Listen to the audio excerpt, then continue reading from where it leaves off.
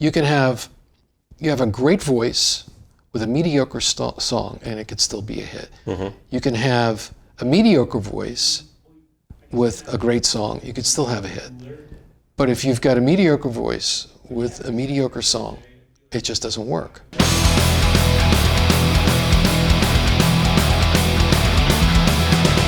Hey everybody, welcome back to Words of Fang here at Between the Waves Music Conference, btwmadison.com. If you're not here, you missed it, but you can come next year. It happens in June, happens in Madison, Wisconsin. Lots of incredible, amazing speakers, and the person sitting across from me is no exception to that, Mr. Michael Frondelli. Let people know, for the people who are not familiar with your work, for people who don't know, who the heck is Michael Frondelli? Let them know. Wow, what a question. Really put me on the spot here. Yeah. My name is Mike Frondelli. I'm from New York City originally, Queens, New York. And I started out at Electric Lady Studios back in 1975. Before that, I started another studio in the Ed Sullivan Theater building called Broadway Recording, where we recorded people like Tony Orlando and Dawn, and a lot of Latin music, a lot of salsa from the South Bronx. Mm-hmm. But I got my start at Broadway as a maintenance tech, and then moved to Electric Lady because I wanted to apprentice with a superstar engineer, producer, Eddie Kramer. Oh. Jimi Hendrix fame. Yeah. Wow. And I got an opportunity to do that and worked there for 9 years. And through that time, I had worked with my first big session was with Chick Corea on an album called The Leprechaun. This is post Return of Forever, with Steve Gadd, Bill Watrous, Eddie Gomez, Anthony Jackson, Joe Farrell. Amazing record. And it was done within 2 weeks. It was so quick. Everything was written. Probably took longer to get some of the musicians there than it did to make the record. And then from there, it was full speed ahead. Everybody from Ian Hunter with Jaco Pastorius playing bass to Kiss, Led Zeppelin, the Rolling Stones. And then I finally got a major break with a guy named Billy Idol. Wow. With an album called Rebel Yell. Mm-hmm. And then everything took off from there. That's amazing. It just went straight up. I'm sure you've probably been asked this before, but do you, of that incredible list of people that you've listed that you've worked with, do you have a favorite? Do you have somebody that really kind of stuck with you? Them coming into the studio. Well, there's so many stories. Yeah, I bet. It's a very personal situation working with an artist, and at the time I was very new to that kind of scene, especially as an assistant engineer. And you really have to maintain your humility around a lot of people. And a lot of these people were idols I grew up with that were just amazing. So what I did was I had to just stay low key and stay on the case, follow direction, follow what we were doing in the sessions. And at that time, it was all tape. So I had to be on the case in terms of knowing where things were on the multi-track. If we were mixing, I would have maybe 6 tape machines going at the same time with different delays. This was all brand new to me, and it was a lot of hustle. I looked at my timesheets before I came here. Roy said to me, he says, why don't you go back and look at some of the history? And I said, so I started looking, and I said, wow, I was doing maybe 100 to 120 hours a week. Wow. Yeah, for weeks on end. You were practically living in the studio, right? I was living in it, actually, because what happened was, if, I don't know, many people would remember, but Michael Jeffries was Jimi Hendrix's manager, and Michael had an apartment on the 3rd floor of Electric Lady. It's now Studio C. But we used to have access to that apartment, so we would do sleepovers. Like if I had a short turnaround, like the next day, there was a full apartment up there, so we could crash and then come back out again. And the thing is, why would I go home? It was not as interesting as being in the studio. Every day there were people in there. It was just amazing. Yeah, that's incredible. So, I think it's not a far stretch to say that, from the time that you started until now, things have changed quite a bit in the music industry. Yes. I've heard from some people that now is the worst time to be a musician. I've heard from some people that now is the best time to be a musician. What's your take on that? I think the music's great. I think the business is trying to find its way. I think that musicians make music. That's all they know how to do. That they don't need to be businessmen and women. But unfortunately, you have to be very mindful of that right now, which I think is good in a way because it gives people focus on goals and how to conduct business. Now, moving on after Electric Lady, I was independent for a while, and then I became vice president of Capitol Records Studios. Yeah. And I was there for 11 years. So I worked inside a record label, and then I had a record label with Interscope. Started out with EMI, and then with Interscope with Big Bad Voodoo Daddy.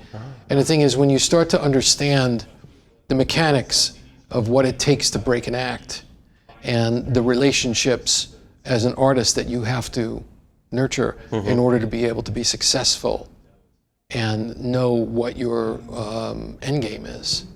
Because a lot of people just don't know. They just want the big record deal. And I think the big record deal's over. I think that's sort of, it's an extension of your family. Thinking that you're going to get all this money and you're going to be taken care of. But the thing is, you owe that money. Right. That money's in advance against royalties, so you have to recoup all that money before you start making money. So you got to sell. You got to sell spins, or you got to sell downloads. Now, I could say this on my royalty statements. I do see now that the royalties on digital downloads are probably now 2/3 more than physical product. Really? Yeah, it's advanced that high. Wow. So I think that things are getting better, but I don't know if it's at that point where an artist can have a sustainable career just by selling downloads. I don't think that we're at that point yet. Touring is where you make your money. So you got to have a great live act. And that's what gets you the highest number in an advance in publishing. It's really about having a great live act, being a great performer. Interesting. You gotta, I'm a big fan of reading things like The Outliers by Malcolm Gladwell. Okay. A great book. He talks about 10,000 hours. He talks about the Beatles. Yeah. Great live act. I mean, even on their bad day, and some of the live recordings that I hear that are just like so far, so early in their career. Right. They're incredible. That's what it takes. It takes going to Hamburg like they did, playing 6 shows a night, 6 days a week. They did it at the Cavern Club. That's what it is. It's finding a residency. That's why towns like Madison are so valuable. They're so valuable for breeding great music and great artists, because you can hone your craft here. There's enough going on in real stories in places in these kinds of towns, where you can actually draw from that and write great tunes. Madison, Wisconsin is not that much different than Liverpool. The both seaside, it was a seaside community. It was a port. There's great history. So the idea is that it's about the songwriting and writing. Because no matter who you are as a writer, unless you've got your skills honed, about 1% to 2% of what you're going to write is going to be record worthy. But that shouldn't stop you. And now it's so easy with technology to record everything. I don't care if it's on your iPhone. Just get the idea down. People like Neil Young are just like amazing that way. It was a great interview with Neil on Charlie Rose. And Charlie asked Neil, he said, what inspires you to write? What happens? What's that process like? He said, I realize that it's a gift and it doesn't come all the time. He says, and when it does come, I have to respect it. So no matter where I am, if I'm in mid-conversation with someone, I have to pause, excuse myself, and go somewhere and get a guitar and put the idea down. And that's the way they come. That's the way these little bubbles come. They come out of nowhere. So writing is key. That's what stayed constant. That's what stayed constant over the years. The songs are always the songs and the voice. You have a great voice with a mediocre song, and it could still be a hit. Mm-hmm. You can have a mediocre voice with a great song. You could still have a hit. But if you've got a mediocre voice with a mediocre song, it just doesn't work. Mm. But the songwriting is key, and always look for that unique voice that can interpret what you do, that can deliver the performance, mm-hmm. because that's what really makes a successful long-term career. Mm. You know, I talk to people about songwriting and publishing. Publishing is the real estate business. Basically, you're inventing real estate, music real estate. That's what you're doing, because you know the Beatles didn't even know that they could make money from their publishing in the beginning, until they sat with Dick James Music, and then many years later they started to understand, oh, you can license all this stuff. You can make money from other people recording your songs? Really? That's amazing. There's no shame in that. There's no shame in it. James Taylor started that way. Carole King started that way. There are so many people who started out just being tunesmiths, and the craft of songwriting. You know, it's so important. So the good news about the industry is that there's so much music. It's not all great, and you really got to sift through a lot of stuff. You got to go through, you know, there's a lot of noise on the internet, and you really got to sift through a lot of sites to cull it down to the cream, you know, to what you like. Now, there's so much diversification in personality right now where people can choose whatever mood that they want. They can find whoever they want. Support your local artists. I mean, that's so important to support. Here. Yeah, it's support your local artists. Yeah, yeah.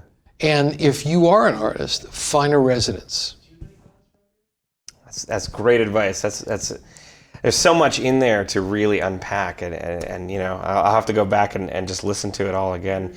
As someone who's, you know, unmistakably seen a lot of live music, is there something that you see a lot of newer bands either doing incorrectly when they play out live, or maybe a piece of advice that, you know, bands could take to make their stage performance take it up to the next level?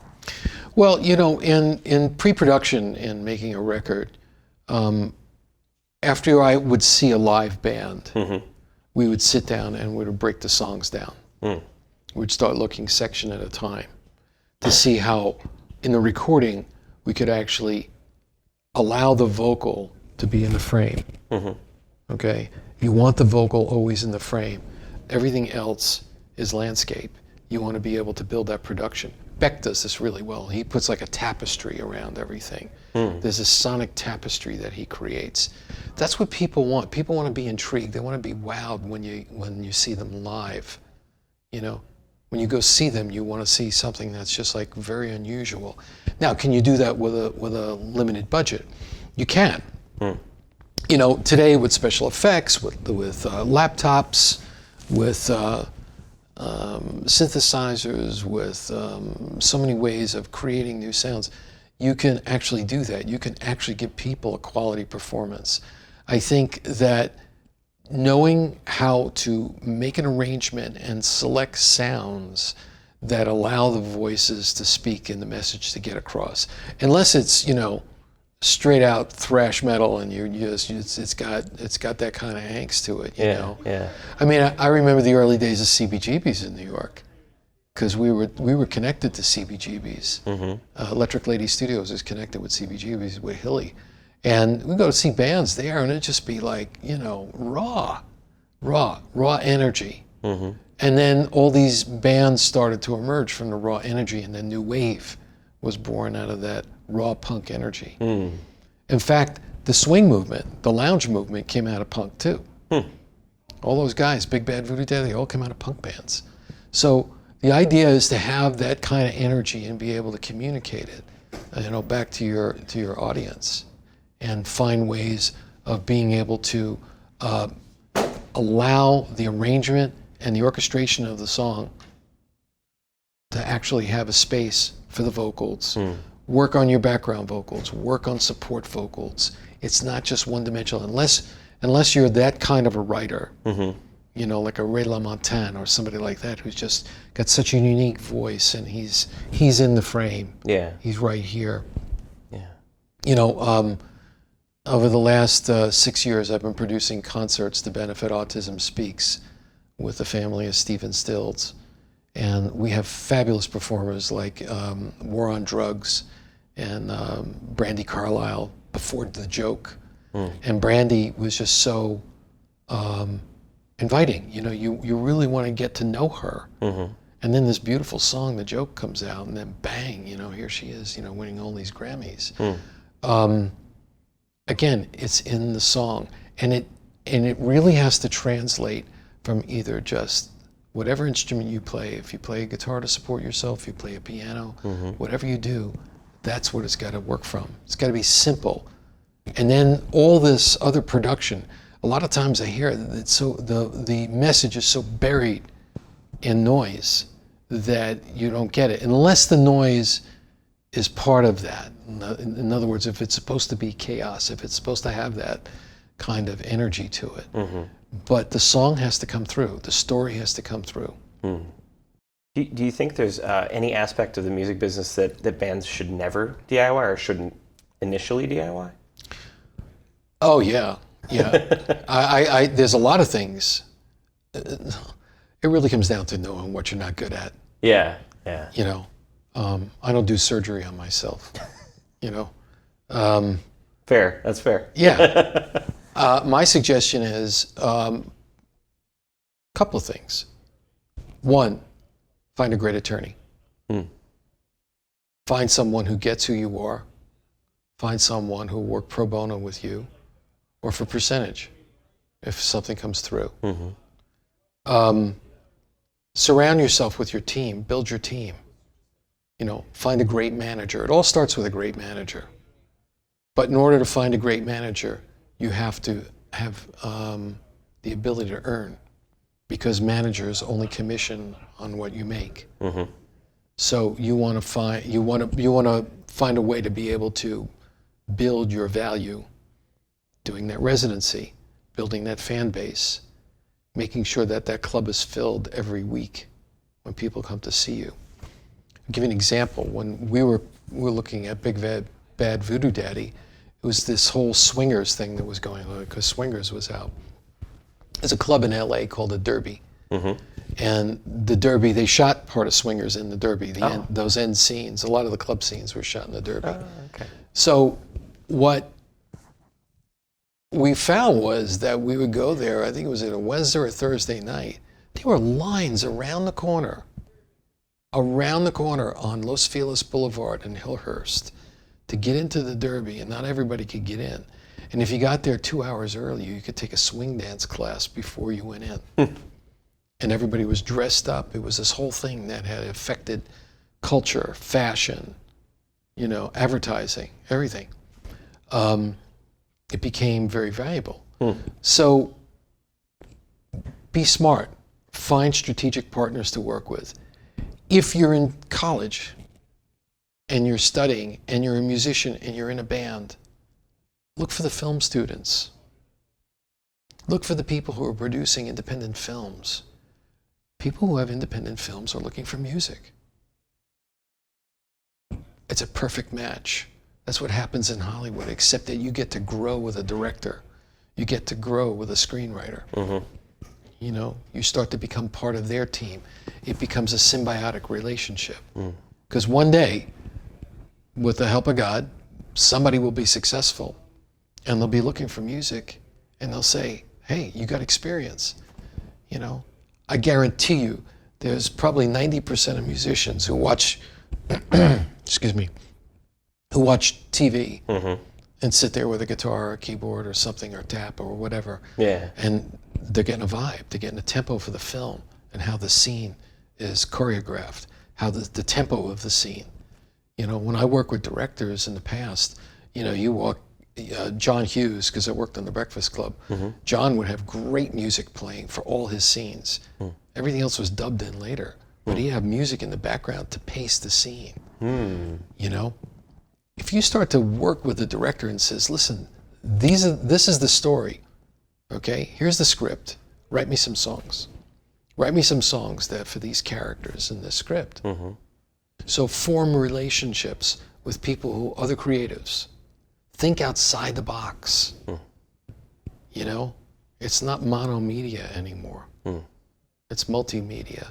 You have to look outside the box. You have to look at games. You have to look at so many different opportunities. Like I said, there's more than one way to get to the airport. Let me circle back to the idea of the fan base that you were talking about earlier. Yeah, sure. In today's environment, with social media and with bands and artists being so accessible, do you think that accessibility is a good thing versus, like, say, the mystique of the old days where, you know, like, you couldn't really Facebook chat Led Zeppelin, say, you know? Right. Whereas nowadays, you know, especially with younger artists, with up-and-coming artists, there's a pretty high chance that if you message their page, they'll probably get back to you. Do you think that's a good thing or a bad thing? Oh, I think it's a good thing. Yeah. I think if people are reaching out to you because they like your music, I think it's courtesy to respond. And I think that only makes you more endearing to them because they feel that they're part of it and they get to grow with you, especially if they're getting sort of texts and news about what's going on. They become part of it. I think there's, it's not exactly tribal, but it's, you know, it has that kind of dedication. People look to see that their dedication is being honored. You know, the dedication to your music. And I think that's really important. That's what was missing years ago. You really couldn't do that. Sure. You had to do it through, you know, mailings and things like that, you know. You know, and who knows if you get a response if you send, like, a band a letter or something like that. Sure, even in major labels, you know, before the internet hit, we were doing bounce back cards. So in other words, you had this little bounce back card and a CD, and you would write something out and send it in, and somebody would manage that. You know, I don't know how much response you get out of it, but if you've started incrementally building your fan base that way, build the fan base. Yes, build the fan base. Yes, if you're selling CDs at a show, you're selling hard product, stay till the last person leaves and they want you to sign it. Yes, it's important you do that.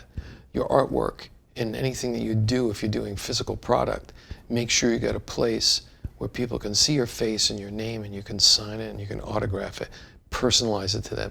It's really important to do that. Old school, it's so old school. It's almost like politics because, you know, in politics, it still works when you write to your congressman.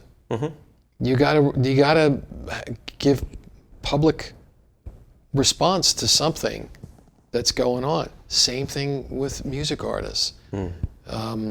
That's what creates demand. Along the lines of the social media and you know, the accessibility of artists, is there an internet mistake or a social media mistake that you see a lot of bands making?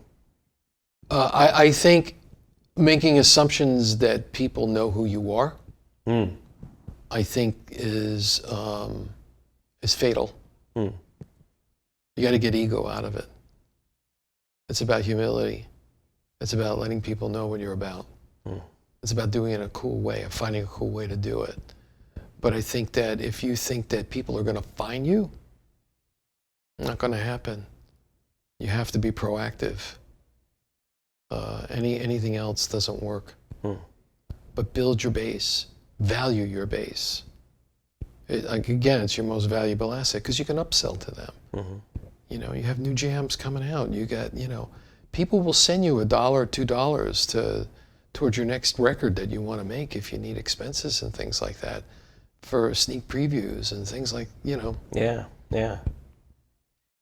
Well, I think not only is that the perfect note to end on, but I think that's the perfect segue to let everybody know that if you want to see this entire interview completely uncut, throw $1 at our Patreon, patreon.com/Lords of the Trident. We're not going to only bring you this interview uncut. We're going to bring you all of the interviews we've been doing this entire weekend completely uncut. Michael, thank you so much for your time. I really, really appreciate it. Yeah. Do you want to send out any links? You want any ways for people to see what you're about, get in contact with you, anything on social? I could tell you this. Okay. I could tell you that I have an upcoming, launching a new company called Coolsville, which is a boutique music destination for lounge music. Cool. Based on the neo-swing movement of the 90s, the late 90s, that we're looking to build for film and music licensing, film and TV music licensing. Yeah. So we're on the, I'm going to premiere it actually here, sizzle reel at Between the Waves here in Madison. That's awesome. Yeah, so look for that. I'm on Facebook. I'm around, but I'm honored to be here. And I want to thank Roy Elkins for inviting me. Yeah, Roy is fantastic. And if you want to be here, go to btwmadison.com. Check out when next year's conference is. Definitely sign up. Definitely be there. There's so many amazing speakers, so many amazing people. Michael is one of them. Thank you so much. I really appreciate it. Thank you. Thank you so much.